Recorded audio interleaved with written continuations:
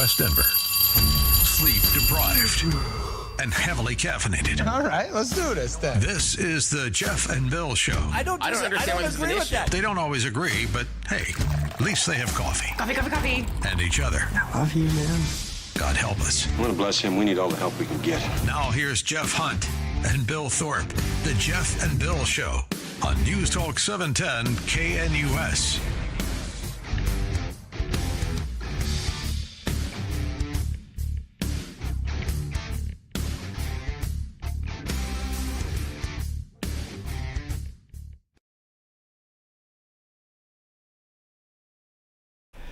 Six a.m. in the Mile High City on this Thursday, July 17th, 2025. Good morning, Denver, Colorado. You've tuned in to the Jeff and Bill Show, News Talk 710 KNUS. I'm your co-host, Jeff Hunt, along with Bill Thorpe, bringing you the freshest insights, hottest takes from the right, left, and center. We'll give you updates on the James Craig trial. The dentist, formerly affiliated with 710 KNUS, who killed his wife, allegedly. Yes. And one of the people here on the show used to be a client. Right. That would be me. And actually worked with him on advertising copy. And yeah, it gets more awkward. Yeah. There were some interesting stories yesterday we'll have to get into. So yeah, we'll do that a little bit later this morning. We'll give you the latest on that. By the way, Stephen Tubbs is going to be filling in for John Caldera over the weekend. Stephen has been tracking this case in detail. Even did like a 48 hours episode, I think, about it. So he was doing a podcast, and so, I don't know where the podcast is right now, but he's going to be all up on the latest information, so that'll be fun this weekend. It's in between Stefan's time flying around in Black Hawk helicopters, busting cartels. I know. Very cool. He's got quite a nice job. So we'll give you the latest on James Craig. Laura Carno's going to join us. She's got a great piece in the Denver Gazette about the number of assaults taking place against teachers in Colorado. And in light of our conversation yesterday, I thought this was a really important perspective. But goodness, it's a lot. Yeah, it is. Yes. We often think of violence in schools and go to school shootings. But on a daily basis, teachers are being assaulted, threatened with violence. This was just shocking. Yeah. And here's the fun part. Conversation when you hear about the idea of them being threatened and assaulted, you think, oh, it's those high schoolers and maybe some of those middle schoolers. No. This goes all the way down to elementary school. They're elementary school teachers that have been assaulted by their students and have been injured. Yes, have sought medical attention after being assaulted by an elementary school kid. This is not just the high schools and middle schools. That's wild. Yeah, this is K-12. We had a teacher when I was in elementary school that grabbed a kid by the ear and drug him out of the classroom after he's being disrespectful. Oh, wow. And that put everybody in their place. I'll see if I can remember. I'll try to bring it up, and maybe you're going to remind me when you get to Laura. And I'll tell the story about something that you talk about that you had a teacher that grabbed the kid by the ear and took him out of class. I'll tell the story of not someone that's a teacher, but someone that is involved with school discipline that put their hands on a kid because of what the kid said to them. Didn't assault them, but put their hands on them to drag them down to the office. And was fired over it. Gosh. For grabbing the kid. And this is why teachers are getting hit. And what the kid said was absolutely offensive. And was the kid trying to get a rise out of this adult? Yes, because he had been doing it for weeks, coming up and talking to this individual this way. And finally, when the person said, we can't have this, you shouldn't be able to talk to me this way, and grabbed him and drug him down, the person involved in the school was fired. Yeah, that's crazy. And the kid is still in class. So who comes out the winner? Yeah, exactly. We'll talk about that later. Yeah. I think why don't we do this? We'll come up with a policy that just allows for teachers to fight back. Oh, I'm not sure we need Fight Club in school, but it would end those little elementary school kids hitting a teacher. In some ways, yeah. But we'll talk with Laura Carno on the 7 o'clock hour. Mary Cutter's going to join us. She's a musician. Came across this song. Oh, man. Do you remember that song, Rich Men North of Richmond? Yes. Yeah. That was just like so authentic. Yeah. that it just like poured through the lyrics. Oh, yeah. And you're just like, it's so captivating. Yep. And high five on that one for the times. The irony in that song was all the people that were politicians started absorbing it and saying, this is our song, this is our theme song, our fight song, going, he's talking about you, right? He is. In the song, he's talking about you. It reminds me of that movie, Oh Brother, Where Art Thou? Yes. Where the politicians start dancing to the song. Yes. Because he everyone gets else on. is Yep, because cheering everyone it. likes it. Yeah, he gets on. Yes, gets on stage because of it. Yes. Mary Cutter, this up-and-coming artist, she's going to be playing Sturgis. She's edgy, man. She's really cool. And I'm looking forward to this one. I think she's about to break through. She's got like 400,000 followers on X. She's already a big name. But yeah, and she's big time. She's got some gold records on her wall from songwriting. So this is a young woman that has started her country career, began in Kentucky, went to Nashville, has done the hard work, and has gotten some great songwriting hits, and is now stretching her wings and doing her own thing with her own voice and telling her own stories. And it's really cool. This is going to be a great conversation. Don't miss it this morning. And on the musician side, too, it's going to be fun to watch Bill talk because he can get into the details. I'm geeking on this one. There's some things I want to talk to her about. The song's titled The Devil Wore a Lab Coat, which is all about the opioid crisis that took place in Kentucky, was planned. Yeah. Yeah. Plan. 100% was. And I read this book called Dreamland years ago that names the names on all these people that put this strategy together to hook people. They knew exactly what they were doing. They lied to doctors, these big pharmaceutical companies saying, I mean, listen, they said opioids were not addictive. Yeah. And at one time, cigarettes were healthy for you. Yeah, cigarettes exactly, were healthy. Exactly. Yeah. So this was intentional. Do we? Yeah. Well, let's play a little bit of it. Yeah, songs up there. Yeah.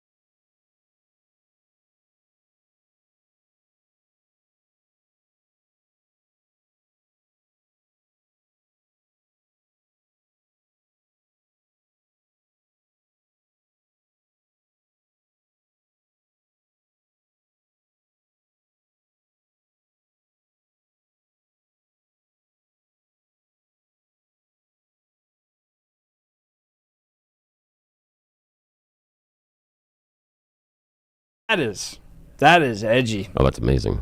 And she's a young songwriter, so incredible potential. Excited to talk with her in the 8 o'clock hour. And then we're going to be joined by Leslie Summey, Arapahoe County Commissioner, and then Jimmy Sengenberger on his latest piece. So, whole lot to talk about today. We'd love to have you join the conversation, 303-696-1971, or text us on the Dan Caplis Law Text line, 720-819-5115. Let's check in with news and comment. Mr. Blake Olson. Blake Olson. Blake Olson, news and comment. Hey, good morning. It is Thursday, 59 and mostly clear as the sun rises in Denver.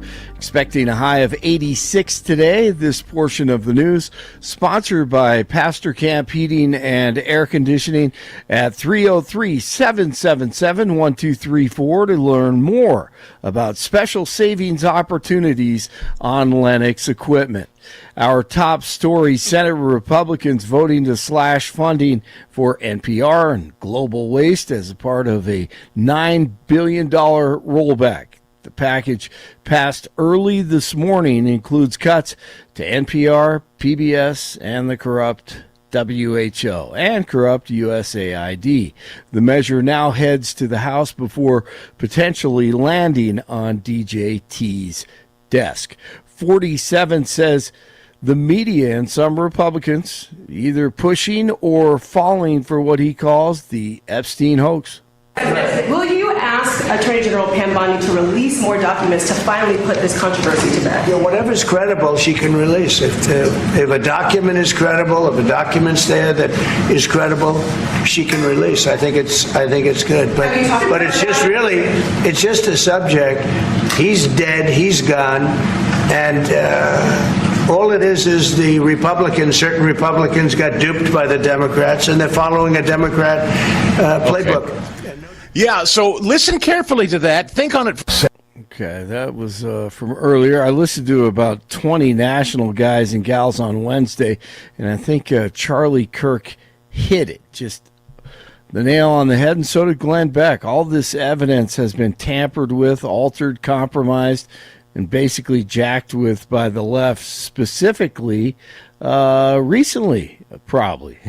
And Maureen Comey, daughter of one of the worst, James Comey, fired from her job as federal prosecutor. She prosecuted both Epstein and Ghislaine Maxwell. Her daddy, of course, James Comey, takes photos of seashells by the seashore and corrupt as the ocean is long and the beach. John Solomon says Cash, Bongino, and Bondi getting ready to prosecute the grand conspiracy against DJT going back to 2016. Embraced by Pam Bondi and beginning to move in a very assertive and direct direction. They're looking at the last decade of weaponization as an ongoing criminal conspiracy. They're looking at this cycle, this sort of wash, rinse, repeat cycle of Democrat has a legal problem. They get cleared by the deep state, and then the allegations get projected on a Republican on false pretenses, Donald Trump, on Russia collusion, and then you use the intelligence and law enforcement system to punish or politically wound the Republicans. So that's no secret to the right. Denver Police Chief Ron Thomas defended an officer involved in a shooting in Montbello after the release of body cam footage. It happened July 1st. Officers went to a home to investigate possible illegal fireworks use. An officer shot and wounded a man who was allegedly for a handgun. Thomas said the officer took reasonable action to prevent the suspect from pointing and firing the weapon. The suspect has not been charged, and the case is still being investigated. Police also investigating a deadly stabbing in Denver's Hamden neighborhood. The stabbing was reported in the 8400 block of East Hamden Avenue early Wednesday morning. The victim's name and cause of death will be released by the medical examiner's office at a later date. No arrests have been announced. The man is facing charges in Arapahoe County after he allegedly pointed a gun at an electric company worker. The county sheriff's office says that Core Electric, a worker, knocked on the suspect's door Wednesday to gain access to the backyard to check a utility pole. Investigators say the suspect was intoxicated and he was booked into the Arapahoe County Detention Facility for felony menacing and prohibited use of a weapon. A second man was also detained for unrelated warrants. The Broncos have inked their first-round draft pick to his rookie deal. Denver corner Jahdae Barron has reported to training camp after reaching a contract agreement. He signed a 4-year deal worth $18 million, signing bonus of $9.8 million. 58 in Parker, 57 in Louisville, 59 in Denver. Jeff and Billy underway on a Thursday. Blake Olson, News Talk 710 KNUS. A cold front moving south along the Front Range will trigger an excellent chance of showers and thunderstorms today through tonight into tomorrow. Be advised, especially today, of the risk of severe weather with heavy rain, large hail, strong winds, high 70s and low 80s falling into the 70s, upper 50s tonight, 80s tomorrow. Weather is a service of L&L Heating and Air Conditioning. For quick, trustworthy, and dependable service, call L&L Heating and Air Conditioning at 720-851-1691. Visit them online at bestdenverhvac.com. You'll be comfortable with L&L. Meteorologist Don Day in the 710 KNUS Weather Center.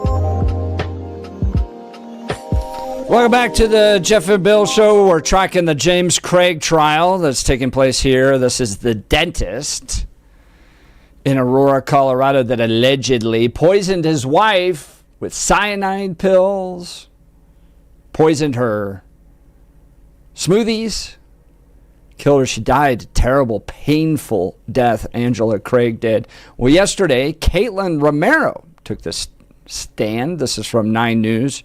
She had worked with James Craig. She was the former office manager at his dental practice. Now the former Aurora dentist stands accused of slowly poisoning his wife, they write. And Romero took the stand for hours Wednesday in his murder trial, delivering testimony peppered with objections from defense counsel.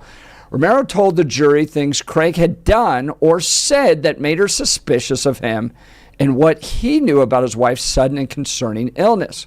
Romero said Craig stayed late in the office one evening after Angela had gone to the hospital. He was using an exam room computer instead of the one in his office, Romero said, which she noted she had never seen him do before.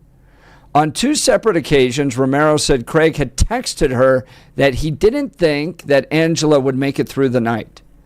Most concerning, though, was her testimony that Craig had a personal package delivered to the office containing the poison potassium cyanide, which, just for your information, dentists don't use.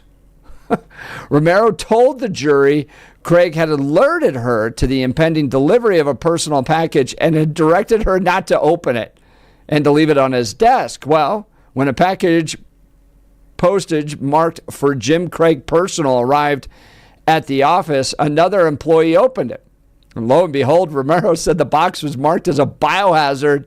And although she didn't open it, the invoice it came with said it contained cyanide, which is what his wife died of poisoning. Yeah. And did you see the defense said, well, even though they opened the box that said biohazard and the invoice inside said cyanide, because they did not open the sealed foiled package, they don't know what's in there. So according to the defense, it could have been cyanide or Pokemon cards, obviously.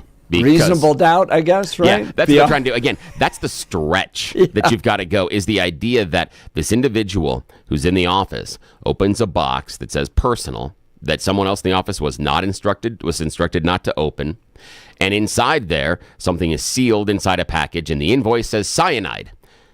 Yet we don't know what was ordered. Here's the other part. Guess what the defense didn't offer? What was in the package? They didn't come in and say, well, here's what it is. Oh, interesting. Yeah, they just said they don't know. Well, you do then. How about you point it out? Didn't mention that one, did they? No, they didn't. That's a fun one, yeah. Well, with that line of reasoning, you could say, well, did you test it? Yes, Yeah, it exactly. said cyanide on the side of it. Yes, the invoice said cyanide. But did you run a test to actually prove it was cyanide? Yes. How do we know that energy drink really is prime inside of that bottle? How could we possibly know that? Yeah. Romero told the jury she had looked up what potassium cyanide was afterwards. Later, Romero made another search, symptoms of potassium cyanide poisoning. That's interesting. The fact that she did the search for the symptoms. She was connecting the dots. Yeah, the issue is that she had concerns prior to the package showing up, and it was because of things that were happening with the wife is what we're led to believe there. Is she's like symptoms of. She's trying to connect what she's hearing from the wife and the symptoms of this weird package that shows up, because she's familiar with all of the stuff that's ordered to the office, and she's never ordered cyanide before. That's never been used in the dental practice. So this is an unusual shipment, and it came to the office, not to his home. I don't even know why and apparently you can just order this if you're a medical professional. Yeah. Maybe there's uses of cyanide, but the only reason I've ever heard of anyone using cyanide is if you were a Air Force pilot and got shot down in the Soviet Union. You're supposed to bite into your cyanide capsule. Yeah, there are some medical applications for it, but the issue is, and I wish I remembered this, but earlier on in some of the download of the dump of information, there were some things that Dr. Craig had to do in order to secure the purchase of the cyanide. There were some things that he had to say, I'm using it for X, Y, or Z, or it's going to be used. You know, they don't just say, oh, Dr. So-and-so, how much cyanide would you like, sir? You got the white lab coat, obviously, doctor. Though it's not that easy. It's not like an Amazon thing. You do have to go through, from what I understand, the ordering process, click what it's going to be used for medically. And he had to stretch some of the definitions because, again, he's working in the dental field, and cyanide's used rarely, if ever, in that field. So he had to really stretch the explanation as to what it was, because they just don't, willy-nilly send cyanide out to people. Thank God they don't. I know. I would be in a lot of trouble. Just saying. Dr. Michelle Redfern, wife of James Craig's business associate, Dr. Ryan Redfern, took the stand after she told the jury her family and the Craigs had known each other for years, since both husbands were in dental school together in Kansas City. She was Angela Craig's friend. Michelle Redfern had been kept abreast of Angela's illness by James Craig, who sent her updates from the hospital. On the day Angela's vitals crashed, Michelle Redfern said she was informed by dental staff, including Romero, of Craig's cyanide delivery. She then told her husband to inform the hospital staff, but at that point, Michelle Redfern said it was too late. She told the jury Angela was already brain dead. Upon leaving the hospital, the Redferns had a phone call with James Craig. Michelle Redfern testified that her husband and Craig talked in circles until Craig admitted that he had purchased the cyanide for Angela, saying she was suicidal. When asked why he bought it, Michelle Redfern testified that Craig said it was a game of chicken. Yeah. Redfern denied knowing that Angela was suicidal and testified that her friend was not a risk taker. So basically, oh yeah, you want to kill yourself? Yeah. I'll buy the cyanide. Yeah.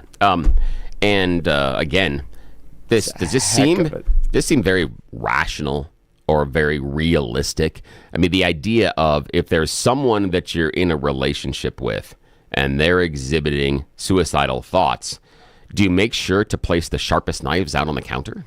And when it's your wife of the 6 kids you share together, and you've been married how many years? Like 13 or something like that? Oh, yeah. The idea is, imagine at that point, and I understand during an emotional outburst when 2 adults are arguing and emotion is involved and someone's like, you're driving me to suicide. Oh, yeah? I'll get you the gun. Here, take it. Yeah. I can see that, but that's not this instance.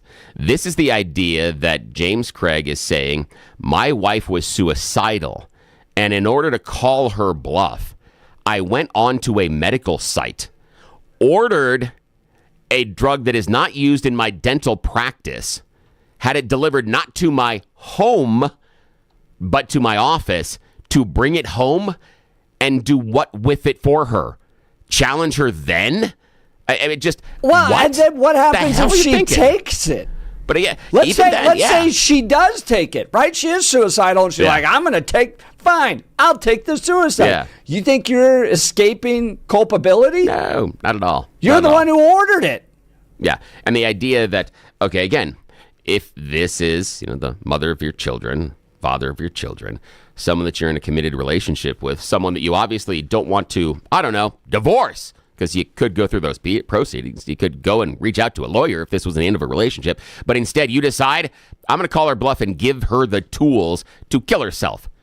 What the hell? Again, I really would have loved to be in this defense strategy meeting because so far I don't see what the hell you're doing. Well, and let's add this on to the original claims from yesterday or 2 days ago, Monday, when the trial started, that, he didn't want to kill his wife in order to get out of a marriage because he's been cheating on her the entire marriage. Yeah. So this was just normal for him. This was okay. Yeah. and the idea, there is not a single thing they've said that makes me believe this guy's in it. In fact, it makes me hate him even more. And remember, they also floated the idea yesterday that she was just seeking attention. She was doing this for attention. Okay. Yeah, right. So let's say that for that, let's just play that out for a second in our minds here on the Jeff and Bill Show. You, our listeners, can play along with us.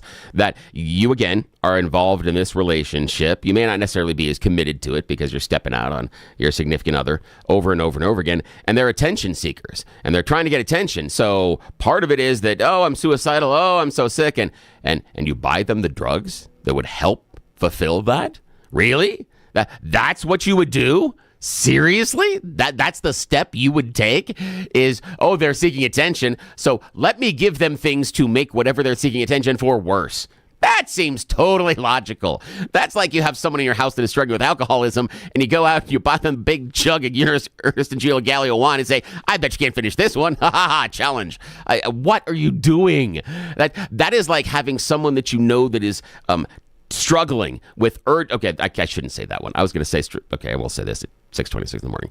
Struggling with urges of pedophilia and then driving them by an elementary school when they're letting school out at the end of the day.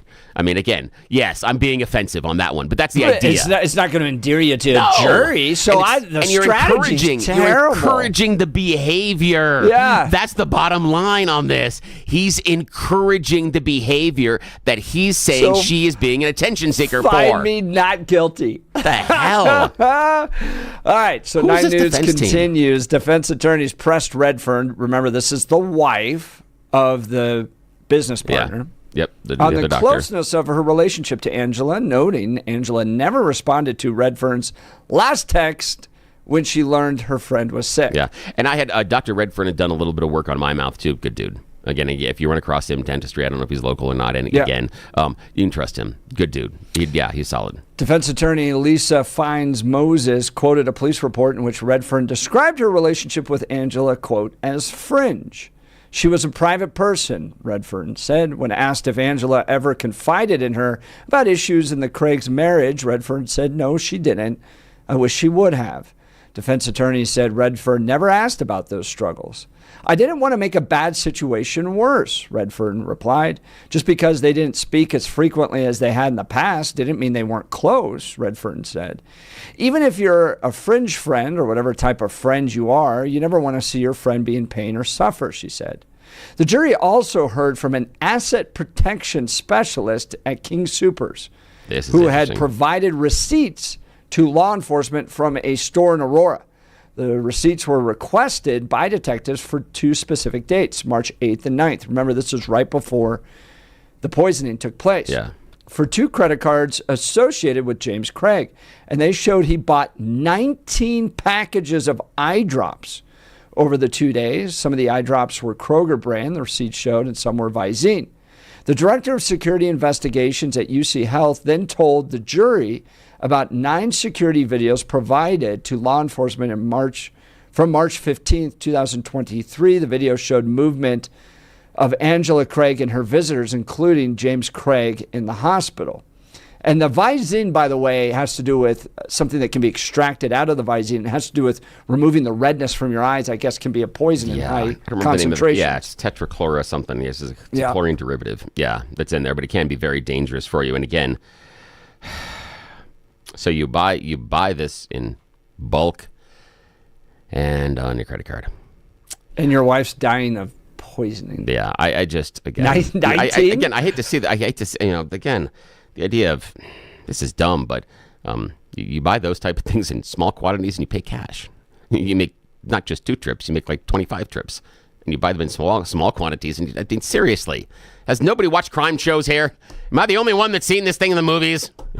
Damn it, people! I just, again, it's just the story that he's spinning just falls apart because the planks that he's building don't seem to connect. No. Each one is just its own individual idea, and they don't fit together. That if you're going to lay all these planks down, eventually you're going to have a floor, and he doesn't. He's just got a bunch of planks that go off different ends of the ship. That's all he's got.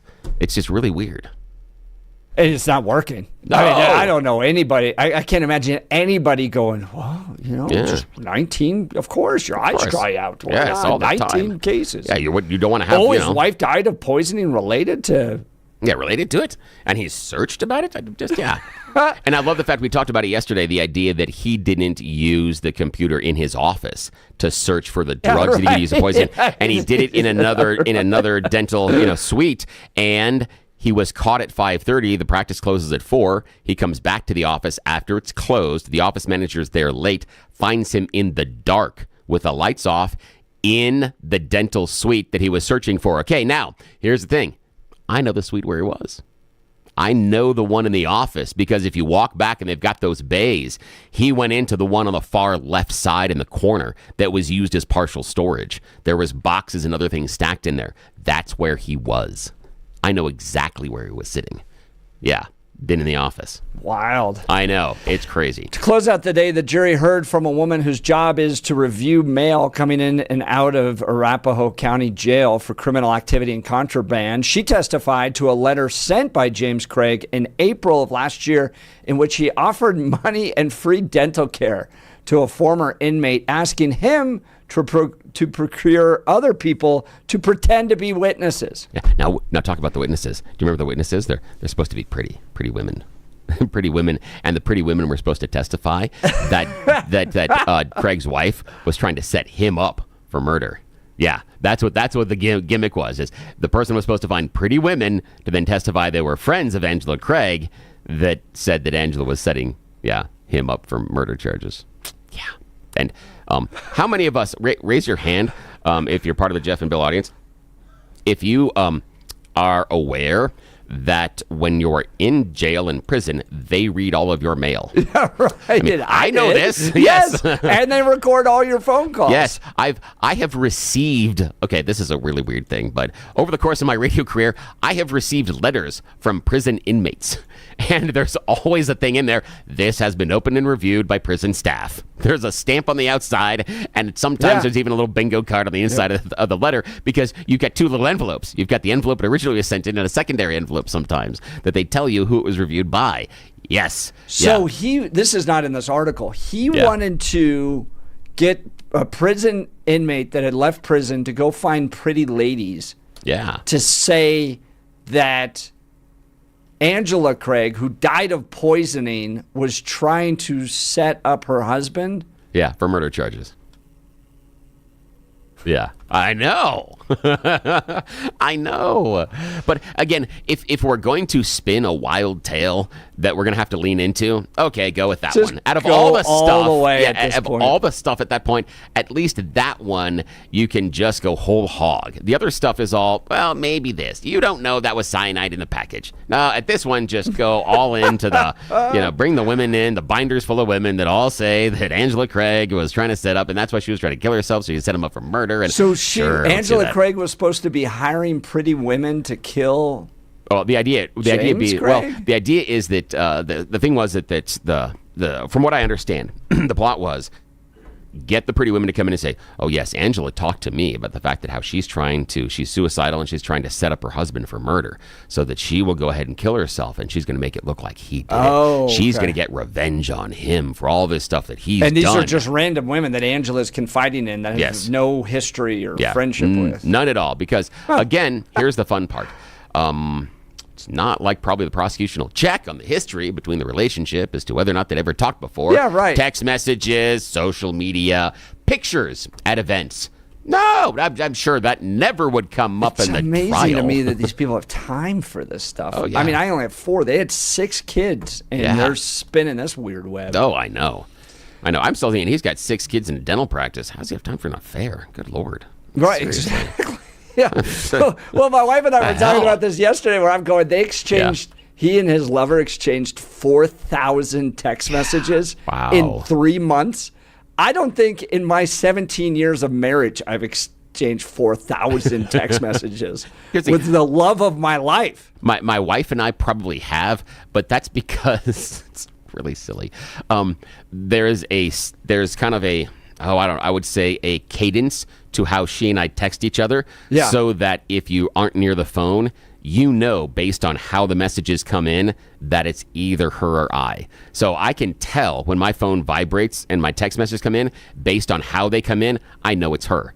And I do the same thing, and it's something we've agreed on. Multiple texts at a time. Basically, it's a cadence. Yeah. We have kind of a cadence that we do, and I know that it's like, okay, there. I'm like, oh, that's her.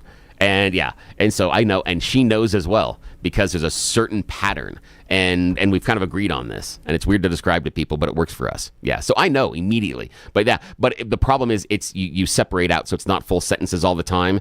You give partial information, but it's the idea of the multiple texts arriving. So we probably hit 4,000 only because we're stupid that way. But you guys have been married for 27 years. 27 years. Yeah, I know. 3 months. I know, 3 months. 3 months. And these are not teenagers. These are adults. This is a guy who's married to somebody else, has 6 kids, is running a business, and still has time to text his mistress 4,000 times in 3 months. But I know how tired I am sometimes taking kids. And Jeff, you're at that point where the kids are in all sorts of activities. Mine are a little bit older; they can go to the activities themselves. You're doing dad Uber, and some of the Craig kids are in that era too. And so I'm like, what? When does he have time? When he's going to the Cub Scout meetings and the other stuff? No, and when you're sitting in a parking lot, you're sleeping because you're so. Exhausted. The letters he sent, James Craig, also contained advice for avoiding detection using burner phones and fake IDs. Yeah. And after that, they can use those fake IDs to go vote. As well. And I love the fact that his clever plan is also he offers these criminals potential free dental care for the rest of their lives. So stupid. As if that's what they care about. Yeah. If you're a career criminal. Yeah. Like, man, I sure want to avoid those cavities. I'd go out there too, but I need this bridge work done. And that's, he also sent letters to would-be fake witnesses detailing roles, as you mentioned there, for attractive female witnesses and directing them to say that Angela Craig had offered to pay them to free her husband for murder. Testimony is set to resume today at 8:30. Now, if you are a true crime aficionado, you really like following this stuff, and I'm one of them. I love watching 48 Hours, 2020, all that stuff. Well, one of our very own is right in the midst of all this, knows all the details. That's Stephen Tubbs, did the podcast about this. He's going to be filling in for John Caldera this Saturday, 7 to 9 on 710 KNUS, so you're not going to want to miss that. The great Stephen Tubbs taking a few hours away from busting cartels, saving American lives to update us on this case. So we're going to get Stephen on tomorrow morning in the 6 o'clock hour. So 6 o'clock hour moving forward during the trial, we'll be updating you on James Craig and all the latest on what's got to be the dumbest defense I think I've ever run into. Yeah, it's really bad. Like, if you're really an innocent guy, you're not writing letters in your own handwriting on how to get around all this stuff. No, not at all. And again, we know that President people read the stuff. That's kind of, again, has he not seen the movies or the TV shows? Some of this might help. It just, well. There you go. All right, let's talk advanced hair restoration. Everyone always asks what makes advanced hair restoration different. Allow me to share along with some details, and get this, their once a summer savings event. First off, Advanced Hair stands by the results. Their before and afters are second to none. With Advanced Hair, your own natural hair is guaranteed to grow. Secondly, Advanced Hair combines top-rated physicians with modern technology, creating a concierge quality experience that's hard to find elsewhere. Lastly, Advanced Hair's Advanced FUE begins regrowing your own natural hair the very next day. It's quick, it's simple, and it's easy. Now, if you have a flexible schedule this summer and you've been waiting for that special savings opportunity, it's here. Advanced Hair Summer Savings Event will get you the most hair for your dollar. It's their best offer ever. For details and to schedule your free consultation, call 720-459-HAIR. One-day treatment, life-changing results, your new hair guaranteed to grow. Before and afters at advancedhair.com. That's 720-459-HAIR. Advancedhair.com. We'll continue with the Jeff and Bill Show. This is Denver's talk leader, News Talk 710 KNUS.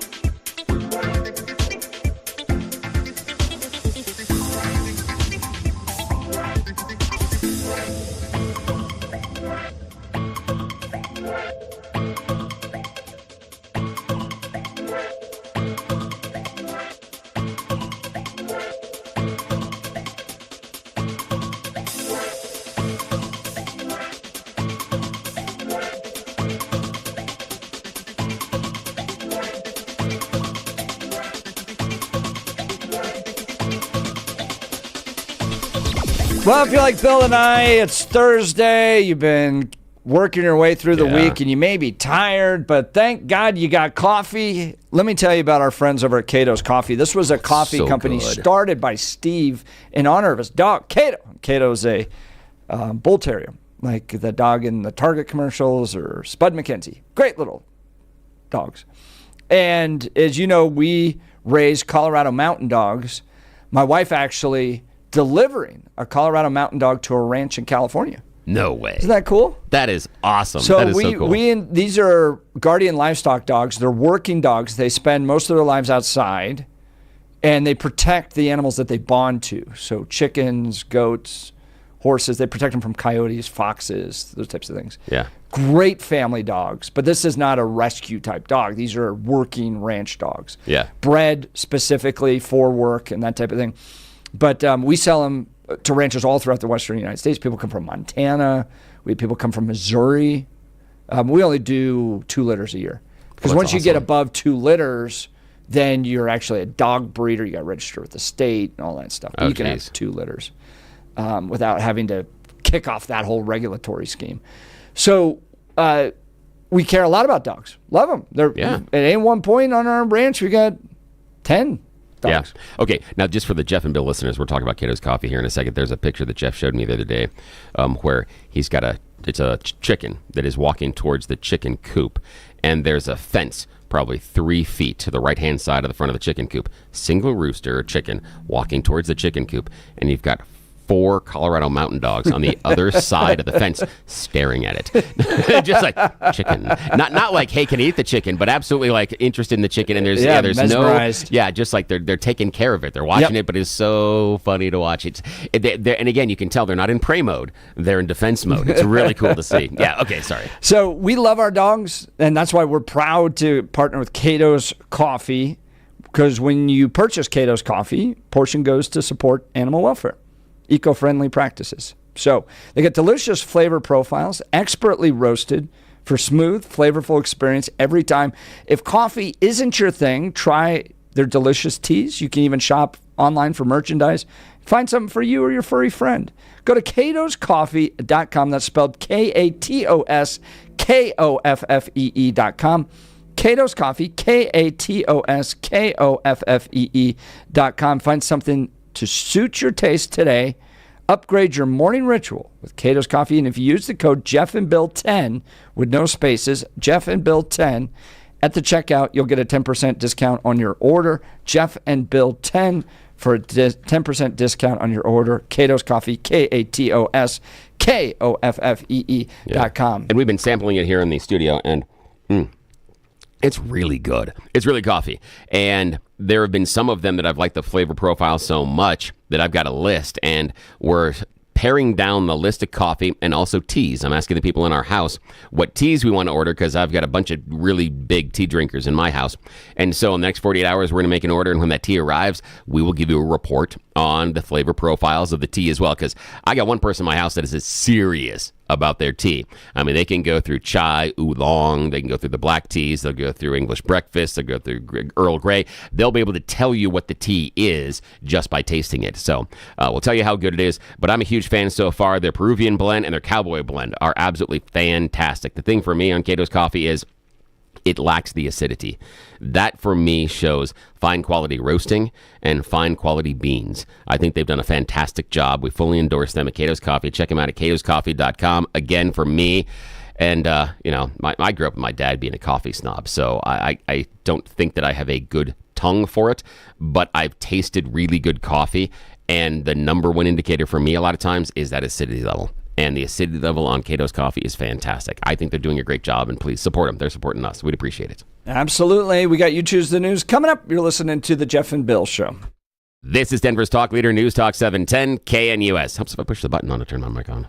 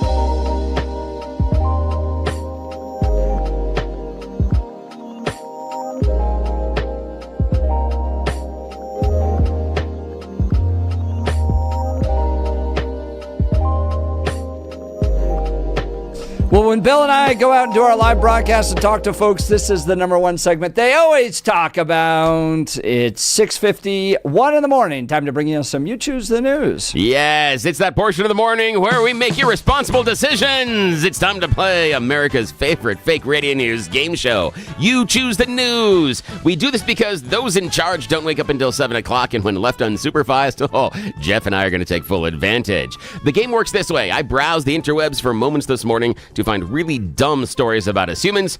You won't believe the ones I can't bring to the air. Those are scary. But then give them even more ridiculous headlines so that we can play this fake radio news game show again, because it is a giant secret between you, our listeners, and us, and we're keeping it from the powers that be. Yeah, I know. So again, and just to let you know that Jeff and I are going to blame you, our listeners. It's your fault that if we ever get called on this. I'm just saying. So I'm, just putting you out there. All right, and Blake Olson always joins us from the news department. Gentlemen, here are your story choices this morning. Headline number 1, just a meme. Headline number 2, parks closed, moose out front, should have told you. Headline number 3, rare earth doubles in size. And headline number 4, twist on the classic joke.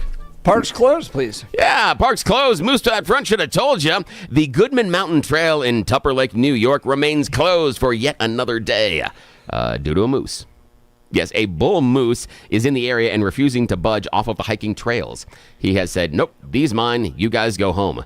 Love it. Yeah. Love it. Yeah, so officials have closed the trail after reported sightings of the moose, and he's exhibiting unusual behavior that could be the result of maybe an underlying illness. But moose, when they are sick, are notoriously grumpy and hard to deal with, so nobody's getting close enough to figure out if he's really sick or not. They're just observing him from distance, and they say for the, as long as he's in the region, they're going to close the trail. So, yeah.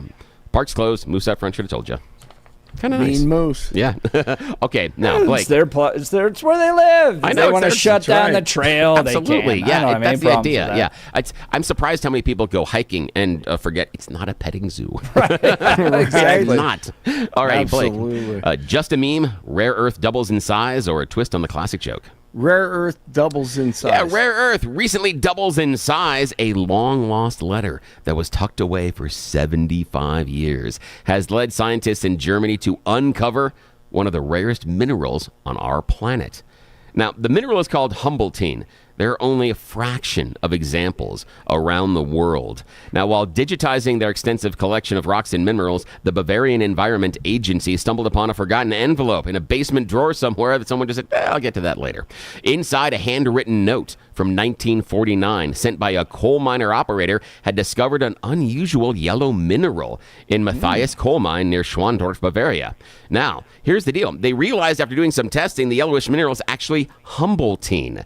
It's one of the rarest minerals on Earth. It's an iron oxalate mineral that forms during rare conditions involving organic carbon, iron, and water. Usually you find it in coal beds. It's really unusual. In fact, you normally find it in tiny, barely visible crystals, making these hazelnut-sized pieces discovered in Bavaria incredibly rare. In fact, the amount of Humboldtine there doubled the amount that we have known existing on Earth. So we literally doubled it. Can you do anything with this mineral? Not that I can find. Not that I found out anything, because it's so rare, can't do anything, can't do much with it. But there are only 12 sites around the planet that they've ever seen even tiny flakes of Humboldtine somewhere. Wow. But this now doubles the amount that we have. Who knows? Maybe we can find out something we can do with it. But I don't know. All right, Jeff, final choice this morning. Just a meme or twist on the classic joke? Just a meme, please. Yeah, just a meme. Hostess Brands is launching a limited edition snack cake called Twink Coin under their Twinkie snack cake brand. Yes, it's a play on the meme coin. Twink Coin is similar to Twinkies in composition and flavor, except they are circled like coins. They look like big coins. Twink Coin snack cakes are going to be available at Walmart starting at the end of this month for a limited time only. They're suggesting a price of $3.50. Yes, Hostess wants to make sure that their meme coins are just as valuable as all the other meme coins. I'm absolutely buying one of that. Oh, I am too. I'm going to absolutely do that one. Twink coin. Yeah, my dad coin would love that. Oh yeah, and the thing is that remember, you can save these for your kids and pass them down for generations because Twinkies never go bad. Yeah, that's a good point. Yes, those are more valuable than the Haktua queen. Exactly. Alrighty, back to you, sir. That's the choosing news. Right. Coming up in this next hour, Laura Carno's going to join us about students hitting teachers. It's becoming an epidemic in the state. Got to deal with it. You're listening to The Jeff and Bill Show. Denver's talk leader. This is KNUS. Wake up, Denver. There's no better place to start your morning than IHOP, where the pancakes are fluffy, the coffee is hot, and the smiles are endless. Wednesday, August 27th, join Jeff and Bill as they broadcast their show live from IHOP at 1595 South Colorado Boulevard in Denver. You're officially invited to be part of the excitement. Come grab your favorite breakfast and watch the Jeff and Bill Show in action from 6 to 10 a.m. Don't forget to try the special Jeff and Bill breakfast. Pancakes, any style eggs, and crispy bacon, all for just $7.10. It's a deal as good as their hot takes. All they need is you. Bring your appetite, bring your friends, and kick off your day with great food and great conversation. See you Wednesday, August 27th at IHOP.